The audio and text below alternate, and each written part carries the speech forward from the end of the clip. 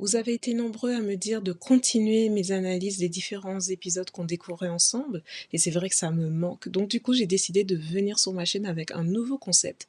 Alors, j'ai décidé de continuer les épisodes comme vous avez l'habitude de les découvrir avec moi, avec la voix IA.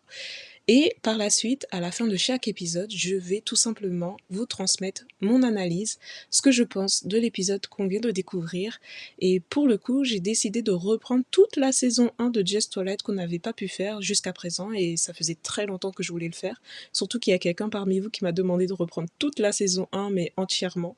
Donc voilà, je pense que je vais vous poster les prochains jours 3 épisodes par 3 épisodes. J'espère que ça va vous plaire. N'hésitez pas à me dire en commentaire ce que vous en avez pensé et enjoy pour ce... Surtout n'oubliez pas de vous abonner pour tous ceux qui ne sont pas abonnés à la chaîne et de liker la vidéo pour le référencement sur YouTube. Et surtout n'oubliez pas qu'à la fin de cet épisode, il y a une analyse qui vous attend et j'espère que ça va vous plaire. C'était dans cette toute ville située dans cette campagne reculée que les formules de mathématiques fusaient dans tous les sens. C'est au travers du vacarme de la classe que Jun Young laissait ses pensées divaguer au sujet de celui qui était considéré comme étant le plus beau, Na Sung-gun. Son visage affalé sur sa main, le regard presque fuyant, elle venait de remarquer qu'il avait fait une nouvelle coupe de cheveux. Il ne fallait pas longtemps à Jun Young pour faire le rapprochement entre le comportement des autres jeunes filles de la classe et Na Sung-gun. C'était normal après tout, lui qui avait un beau visage, un teint en porcelaine, ses yeux et son nez dignes de la noblesse. Il n'avait pas besoin de faire beaucoup d'efforts pour se démarquer des autres, mais il a su toujours rester humble malgré cet avantage. Enfoui dans ses pensées, Jun Young ne s'était pas aperçu qu'elle écoutait le cours de maths en second plan et que ses yeux étaient fixés sur la silhouette de Na Sung-gun. Elle se rappelait de sa place de coqueluche qu'il occupait au sein de l'école depuis son arrivée. Soudain, ses rêveries se stoppa net par l'intervention inattendue du professeur. « Sung-gun, as-tu fini ta sieste ?» lui dit le professeur sur un ton incisif au travers de la classe. « Viens résoudre cette équation au tableau. » lui ordonna-t-il comme pour volontairement le mettre en difficulté. « Attendez, monsieur, c'est trop dur. » Tout le monde autour de lui avait les yeux posés sur lui. Certains ricanaient et d'autres n'hésitaient pas à faire des commentaires à haute voix. Et comme pour enfoncer le clou encore plus profondément, le professeur, contre toute attente, interrompa Jun Young dans sa rêverie pour la faire venir au tableau à sa place. Jun Young était la meilleure élève du lycée, et le professeur n'hésitait pas à le faire savoir à tout le monde. Il suffisait de lire sur le visage de Jun Young qu'elle ne se sentait aucunement en difficulté par les diverses demandes que pouvait demander le professeur. Tu avais pourtant l'air ailleurs, tu n'es pas la première de la classe pour rien. En revenant vers sa place, Na Sung-gun lança un regard discret dans sa direction, mais il fut une nouvelle fois interrompu par l'intervention du professeur. « Sung-gun, ça ne te dérange pas qu'une fille y soit meilleure que toi ? Non, messieurs, Jun Young est... » Mais il ne put terminer sa phrase, car au même instant, un bruit assourdissant envahit la pièce et tout le monde fut abasourdi par ce dernier. « C'était quoi ce bruit ?» demanda le professeur. Et là, tous les yeux des camarades étaient rivés sur ce garçon du fond de la classe en t-shirt noir. « Monsieur, le cours est fini. »« No Beomjin » s'enflamma le professeur. « Ce n'est pas toi qui décide de quand le cours était fini. Mais monsieur, j'ai super envie d'aller aux toilettes. Regardez. J'ai même fini de retirer ma ceinture. » Son attitude surprenante choqua tout le monde, mais voyant le tumulte que cela provoquait, le professeur n'eut d'autre choix que de le laisser partir. « Le cours était fini, va donc aux toilettes. » Il avait à peine fini sa phrase que Beomjin se trouvait déjà près de la porte en poussant un bâillement que seul un sourd pouvait ignorer. Les chuchotements se faisaient entendre dans toute la salle par les autres élèves. « Mais qu'ouest ce qu'il a ?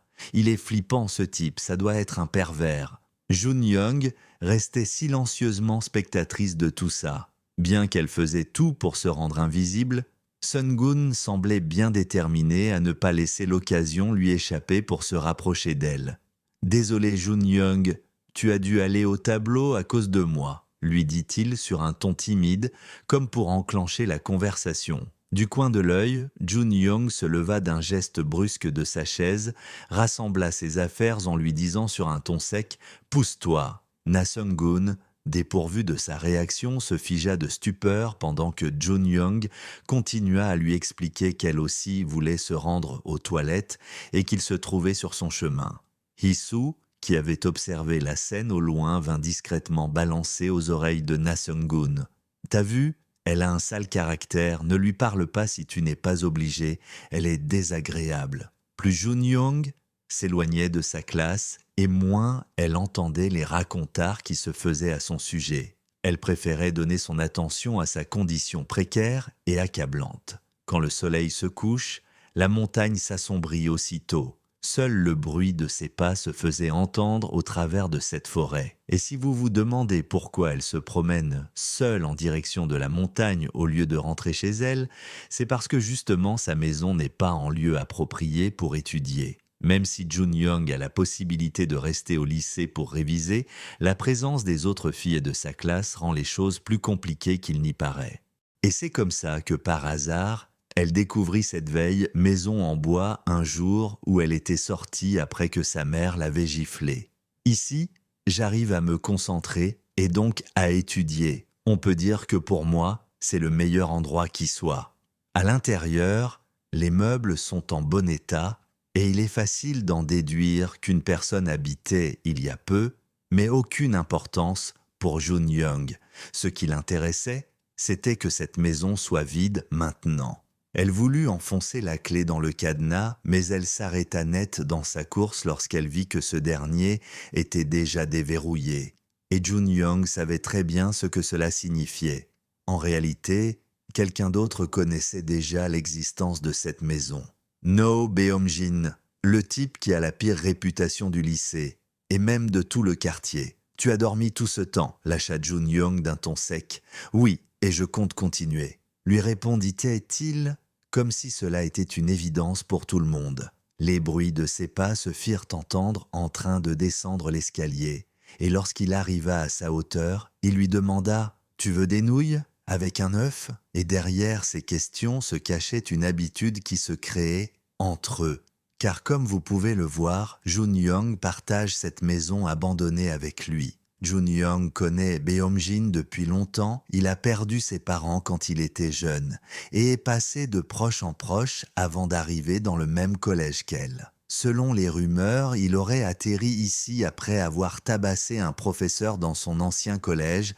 Apparemment, il tabasse également les vieux à la tombée de la nuit et il aurait un grand tatouage dans le dos. Il vient d'une famille de gangsters dans laquelle ses parents ont été poignardés. Des rumeurs terribles circulent à son sujet. En deuxième année, Jun Young s'est retrouvé dans la même classe que lui, mais ils ne se sont jamais adressé la parole et elle pensait que ce serait le cas jusqu'à la fin du lycée. Lorsqu'elle a trouvé cette petite maisonnée, elle n'aurait jamais imaginé le rencontrer dans ce lieu. La toute première fois qu'elle croisa son regard froid dans cette cabane, la peur la saisit et elle poussa un grand cri. Elle avait conclu bien trop vite que c'était là qu'il habitait. « Désolé, je ne savais pas que c'était chez toi ici.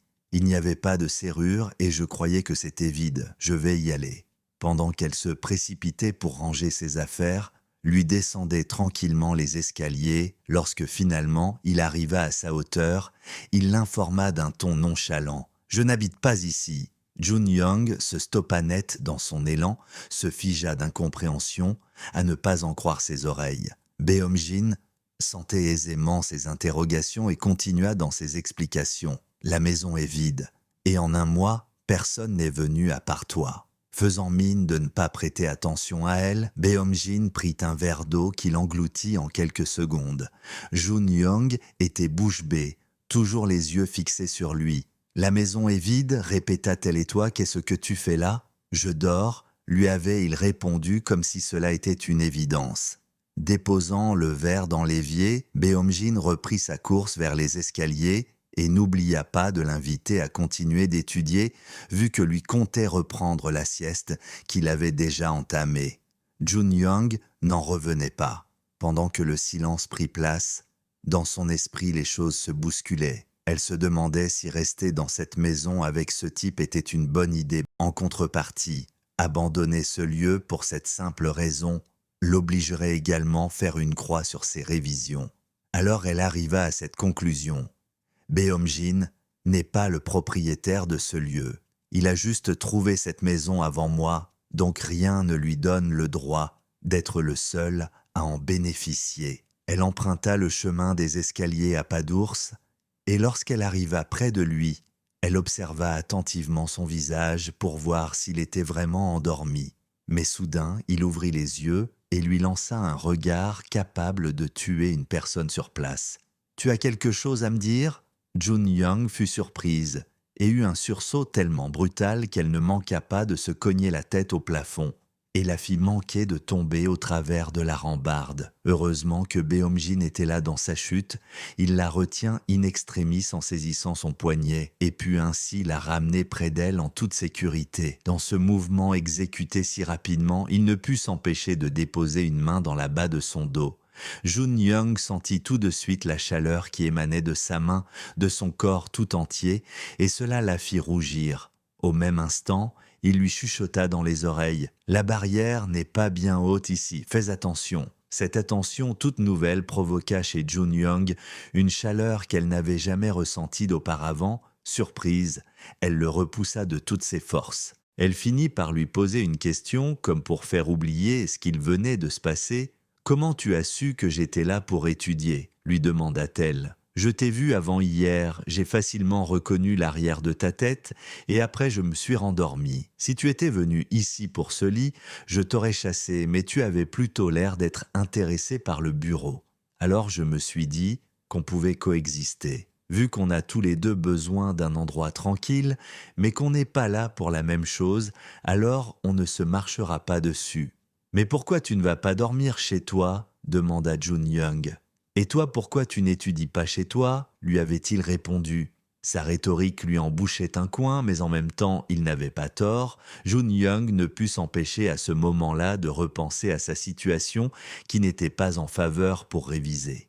Et elle en conclut donc que lui aussi avait sûrement de bonnes raisons pour venir ici. Rapidement, tous deux conclurent à la nécessité d'installer un cadenas pour protéger ce lieu. Beomjin se proposa volontairement pour en ramener un la fois d'après et la renvoya gentiment dans son coin à elle. Malgré l'accord qu'ils venèrent de passer, Jun-young resta dubitative face à cette nouvelle réalité. « Tu sais qui je suis ?» lui demanda-t-elle comme pour essayer de faire taire les voix dans sa tête qui la faisaient douter. « Oui, tu es Jun-young, la meilleure élève du lycée. Tu vois, même les mauvais élèves savent retenir les noms des autres camarades. » Au travers de sa remarque, Jun-young remarqua aisément que son comportement ne collait pas avec l'image qu'il renvoyait et en même temps, elle savait qu'elle n'avait pas d'autre solution. Alors c'est ainsi que tous deux commencèrent à fréquenter cette maison. Beomjin dans la mezzanine et Jun-young qui étudiait en bas. Même si au lycée, ils continuèrent à faire comme s'ils ne se connaissaient pas, à la maison Beomjin prenait soin d'elle. Tous deux ont commencé à se parler lorsqu'il s'est mis à apporter des nouilles quotidiennement. Ici, Beomjin paraissait moins louche que ce qu'elle pensait. « Tu as mis combien d'œufs cette fois-ci ? 5 ? Oui, mais tu as éclaté le jaune. Je n'aime pas quand le bouillon est épais. Il en a encore 2 qui sont intacts. Et comment tu veux que je fasse au mieux pour nous deux avec une seule casserole ? Tu n'as qu'à enlever ce qui te dérange. » Beomjin avait une autorité naturelle qui émanait de lui, sans qu'il ne s'en aperçoive, et pour Jun-young aussi. Pendant le repas, quelques gouttes de graisse rentrèrent en contact avec sa chemise. Elle venait du plat de Beomjin. Pour lui, ce n'était pas un problème, il suffisait qu'elle en mette une neuve le lendemain, mais pour elle, la chose était plus compliquée que ça. Alors il lui proposa une solution radicale, « Enlève ta chemise ». Choquée par sa proposition, Jun-young se cogna une nouvelle fois la tête. Dans son mouvement incontrôlé, elle ne put éviter le choc. Beomjin sembla aimer tourner la scène au ridicule, puis soudain, sans crier « Garde !», il souleva son t-shirt devant elle, laissant apparaître son corps sculpté dans le marbre. Jun-young ne savait pas si c'était le choc qu'elle venait de recevoir qui la faisait halluciner. « Mais qu'est-ce que tu fais ?» lui demanda-t-elle. « Tiens, mets ça et enlève ta chemise.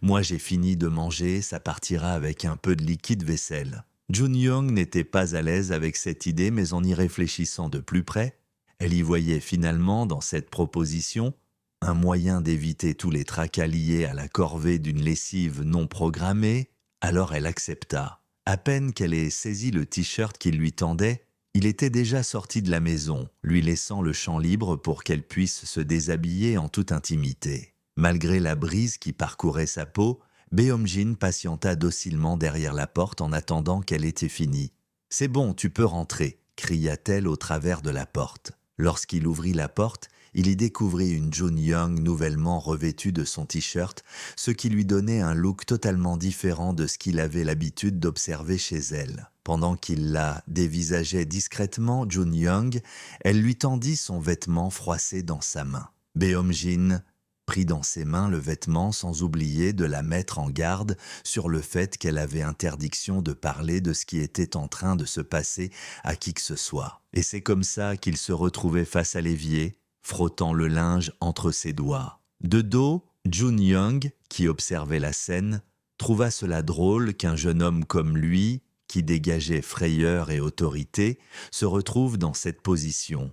Elle ne manqua pas de remarquer à quel point sa carrure était bien faite, sans oublier de remarquer l'absence de ce fameux tatouage des rumeurs. Puis, une délicieuse odeur qui se dégageait de son t-shirt monta à son esprit. Sans qu'elle ne s'en aperçoive, Beomjin avait eu le temps de voir ce qu'elle faisait avec son t-shirt et l'interpella à ce sujet « Mais qu'est-ce que tu fais ?» Surprise, elle dissimula son embarras sous une agitation irréfléchie et donna comme prétexte que les nouilles étaient trop épicées, mais les rougeurs qui s'étaient installées sur sa peau, sans qu'elle ne leur en donne l'autorisation, témoignaient d'une réalité tout autre. Les heures ont continué à défiler. Jun Young, qui était concentré sur ses révisions, finit par déposer le stylo sur la table et s'étira en guise de récompense de ses efforts. Beomjin, quant à lui, était tranquillement installé dans son lit, tendait attentivement l'oreille sur ce qui se passait à l'étage inférieur. Au même moment, lui aussi, laissa échapper un bâillement qui semblait également utilisé comme récompense de ses efforts. Sans même qu'elle ne se retourne, Jun Young entendit les pas qui déboulaient dans les escaliers. Il a encore choisi le bon moment pour se lever. Au début, elle se demandait si elle devait lui dire au revoir quand elle finissait ses révisions puisqu'il dormait, mais à chaque fois, il se levait au bon moment et la question ne se posait plus. Maintenant que la chemise était sèche, ils avaient pris soin d'échanger leurs vêtements, mais Beomjin la questionna pour connaître par quels moyens elle allait rentrer chez elle au travers de la noirceur de la nuit qui s'était bien installée. Jun Young, prenant ça pour une marque d'attention, mit la lumière sur ses réelles intentions, tout amusée. « Tu t'inquiètes pour moi, c'est ça, tu veux me raccompagner ?» lâcha-t-elle avec un sourire au coin des lèvres. Mais Beomjin ne laissa entrevoir aucun signe d'humour sur son visage, laissant l'atmosphère de la pièce se refroidir à un niveau si bas que Jun Young se sentit obligé de lui préciser qu'elle plaisantait. Elle ne tarda pas à lui présenter l'objet qui allait lui permettre de rentrer chez elle, mais Beomjin s'attendait à cette réponse et lui demanda de ne pas l'utiliser au risque d'attirer malencontreusement des personnes indésirables vers cette maison qui était jusqu'à présent restée secrète. « Ben tu veux que je fasse comment sinon, il fait sombre ?» Beomjin s'éloigna d'elle sans un mot, se dirigeant sous le placard de l'évier. Après quelques secondes, il y sortit un bout de bois long d'1 mètre et facile à saisir par la main. Jun Young fut à ce moment-là remplie de stupeur. Elle s'était imaginé en une fraction de seconde que ce bout de bois était là pour lui faire du mal. « Mais qu'est-ce qui te prend ? Tu comptes faire quoi avec ça ?» Elle qui pensait qu'il allait l'attaquer fut très surprise de découvrir ce qu'il cachait en réalité derrière sa tête. « Tiens, attrape ça et suis-moi, je vois bien la nuit. » Et c'est comme ça que tous deux se retrouvèrent liés dans une forêt, à la tombée de la nuit. Je ne savais pas que je rentrerais tous les jours en serrant un bout de bois. Beomjin avait pris le soin de rajouter un bout de sparadrap sur le bois pour éviter qu'elle ne se fasse piquer par des échardes. Jun Young, pendant la traversée, ne pouvait s'empêcher de penser à quel point Beomjin ne ressemblait en rien aux rumeurs qui pesaient sur lui. Elle le taquina de temps à autre sur sa faculté à voir dans la pénombre et n'hésita pas à comparer à un félin. Leurs discussions arrivèrent sur un point crucial pour lequel Beomjin semblait ne pas avoir réfléchi. Je me demandais comment je ferais pour rentrer chez moi le soir si tu arrêtais de venir. À ce moment-là, les yeux de Beomjin s'écarquillèrent et le laissa un instant bouche bée, mais ce détail, Jun Young ne pouvait le voir. Il finit par lui proposer de rentrer quand il fait encore jour, mais Jun Young savait très bien que cela lui était impossible. Face à ce silence qui s'était installé entre eux, Beomjin jeta un coup d'œil rapide derrière lui pour observer sa réaction. Mais trop tard, la lumière artificielle de la ville éblouirent leur chemin et tous deux savaient que cela marquait la fin de leur voyage. Pendant que Beomjin s'éloignait d'elle, Jun Young se figea car elle ne savait pas si elle devait le remercier, mais il était déjà en train de s'engouffrer à nouveau dans l'obscurité. Jun Young continua son chemin à contresens jusqu'au point où elle arriva devant chez elle. Les bouteilles d'alcool déposées à l'entrée étaient une scène qu'elle connaissait parfaitement. En ouvrant la porte, elle y découvrit sa mère debout face à elle, la regardant fixement. Son visage laissait transparaître tristesse et froideur. Jun Young, surprise, ne sut quoi dire sur le moment, mais cela était inutile, car sa mère avait déjà saisi une bassine remplie d'eau et le jeta sur elle en pleine face. Elle n'eut pas le temps de réagir que sa mère était déjà en train de lui assigner quelques coups. J'ai vraiment envie de connaître vos retours à ce sujet, savoir si ça vous a vraiment plu de redécouvrir la première saison, sachant que la plupart d'entre vous, vous connaissez déjà cette histoire, mais peut-être que pour les nouveaux, vous ne connaissez pas. En tout cas, dans cette histoire, il se passe pas mal de choses et franchement, ah là là, j'ai hâte de vous les faire découvrir. Du coup, concernant ce nouveau concept, j'aimerais juste vous expliquer que je vais continuer les épisodes comme d'habitude sur ma chaîne, comme vous les connaissez. Et j'ai décidé également de rajouter une partie d'analyse à la fin de chaque vidéo parce que j'avais vraiment envie de vous transmettre, moi, mes ressentis à chaque épisode, ce que j'en ai pensé, ce que j'ai aimé, ce que j'ai moins aimé et avoir vos retours là-dessus plus en détail. Donc c'est pour ça que je me suis dit que c'était peut-être une meilleure idée de continuer sur cette lancée que de continuer à juste vous poster des vidéos traduites. J'ai l'impression de me sentir plus proche de vous comme ça et j'ai vraiment envie de partager avec vous plus que ce que je ne le fais au jour d'aujourd'hui. Alors concernant l'analyse de ces 3 premiers épisodes, je ne vais pas m'attarder là-dessus parce que je vous avais déjà fait une première vidéo un peu plus condensée des 14 premiers chapitres de la saison 1. Et là, je vous expliquais que en fait, il y avait plein d'éléments qui nous montraient qu'en fait, Beomjin, depuis le début, il était sur Jun Young. Et quand tu lis la première fois ce manhwa, tu le remarques pas forcément, mais après l'avoir lu plusieurs fois, c'est là que tu te rends compte de tous les petits détails très intéressants, et c'est ça, moi, qui me frappe dans ces 3 premiers chapitres, c'est que vraiment, Beomjin, depuis le départ, il est accro à la nana. Quand tu vois qu'en fait, il avait en réalité préparé le bâton, moi je suis sûre qu'il a préparé le bâton pour le mettre sous l'évier et il avait déjà justifié, trouvé un motif dans son esprit pour le dire à Jun Young, pour lui faire croire qu'en réalité elle pouvait pas rentrer comme ça avec une lampe torche. Tu vois, il a trouvé une excuse assez plausible et ça a marché. Pareil, il y avait une critique que je voulais mettre par rapport à ces 3 premiers chapitres et que je trouve dommage tout au long de ces manhwa. C'est que malheureusement, on n'en sait pas assez sur Beomjin. Par exemple, là, dans le 2e chapitre, on apprend que effectivement ses parents sont morts, qu'il a été ballotté de proche en proche. Et en fait, moi, je regrette de ne pas avoir plus d'informations au sujet du ressenti de Beomjin. On apprend qu'il n'a pas eu une enfance facile, et pour moi, c'est assez difficile de me dire, on passe là-dessus. C'est un aspect très important dans la vie de Beomjin, et ça laisse des traces, ça laisse des cicatrices chez un être humain. Il a perdu ses parents jeunes, il a été ballotté de famille en famille, forcément il n'a pas d'attache, forcément ça laisse dans l'individu même certaines choses, des traces indélébiles. Et j'aurais voulu que l'auteur développe cet aspect-là de Beomjin de façon plus approfondie. Je trouve ça dommage qu'on n'en sache pas plus à ce sujet. Je trouve ça dommage que au sujet de sa mère, de son père, on n'en sait pas plus. Et je voulais avoir vraiment, au jour d'aujourd'hui, c'est un grand regret, hein, vraiment, que du coup, tout ça soit muté. L'histoire est vachement ciblée vers Jeonyoung, on en sait pas mal, mais malheureusement pas assez sur Beomjin. D'ailleurs, je vais rebondir également sur l'histoire de Jeonyoung. Concernant sa maman, j'aurais voulu connaître son prénom. Tu vois, c'est un petit détail comme ça que je trouve ça manque à l'histoire. C'est vraiment dommage. Qu'est-ce qui l'a mise dans cet état pour qu'elle puisse avoir cette vie tristounette, qu'elle abandonne un petit peu la vie parce qu'en fait, on le voit très clairement, hein, sa maman, elle survit, elle ne vit pas, hein. Elle est en grande souffrance et en fait, on ne sait pas qu'est-ce qui l'a amenée dans cet état.